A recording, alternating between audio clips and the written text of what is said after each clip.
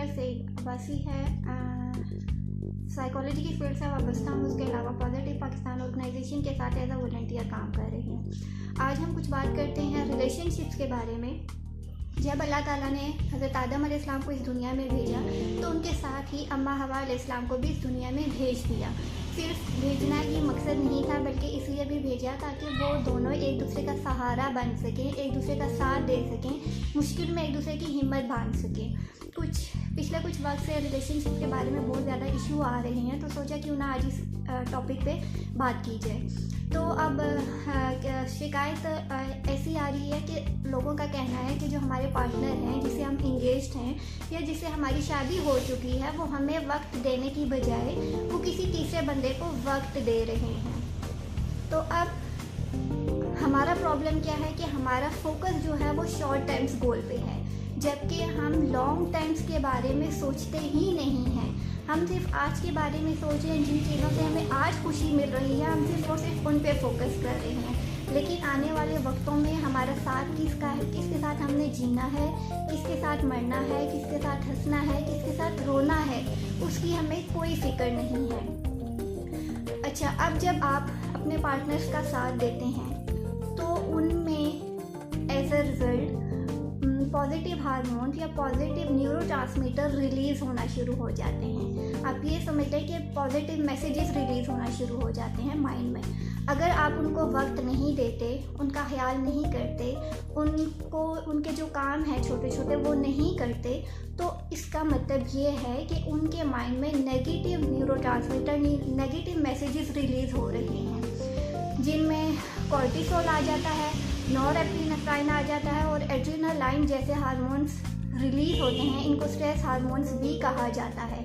और फिर स्ट्रेस से आहिस्ता आहिस्ता डिप्रेशन की तरफ, और जब डिप्रेशन की तरफ जाएगा तो आपकी पर्सनल लाइफ, आपकी प्रोफेशनल लाइफ, आपकी सोशल लाइफ डिस्टर्ब हो जाएगी।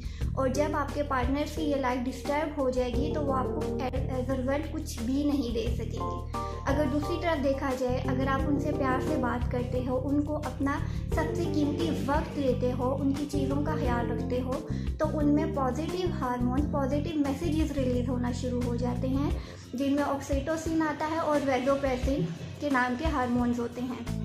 अब जब पॉजिटिव हार्मोन्स रिलीज होंगे तो यह हार्मोन्स आप दोनों के दरम्यान में अट्रैक्शन को प्रमोट करते हैं, लव को प्रमोट करते हैं और पॉजिटिव फीलिंग्स को प्रमोट करते हैं। अब जब कल को आपकी शादी हो जाती है, आप लोग जब पूरी ज़िंदगी, पूरा टाइम आप लोगों ने एक दूसरे के साथ स्पेंड करना है, तो जब आपने नेगेटिव उनको बना दिया, उनको नेगेटिव बनाने वाले आप ही हो, तो अब यहाँ पे बदले का वक्त शुरू हो जाएगा।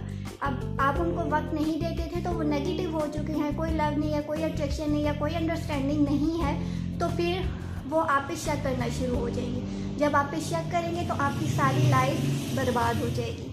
दूसरी तरफ अगर पॉजिटिव हार्मोन्स हैं तो लव भी बढ़ेगा, अट्रैक्शन भी बढ़ेगी, पॉजिटिव फीलिंग्स भी बढ़ेंगी। तो अब ये आप पे डिपेंड करता है, आप कतरा कतरा दरिया बनाते हो या फिर उस कतरे कतरे को गंदे पानी का सहारा दे देते हो। ठीक है, तो अब प्लीज़ लॉन्ग टर्म्स के बारे में सोचिए।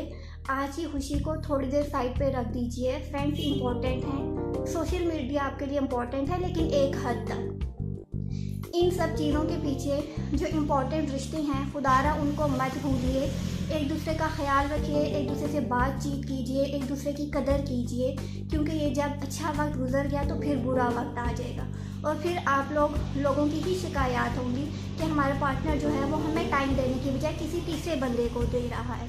तो आज जब उनको वक्त देने का टाइम है, आज अंडरस्टैंडिंग का टाइम है, आज लव का टाइम है, तो प्लीज़ इस वक्त को ज़ाया मत कीजिए, इसको अच्छे से यूटिलाइज़ कीजिए। कल की आपको यही वक्त इन रिटर्न इससे भी अच्छा होकर मिले।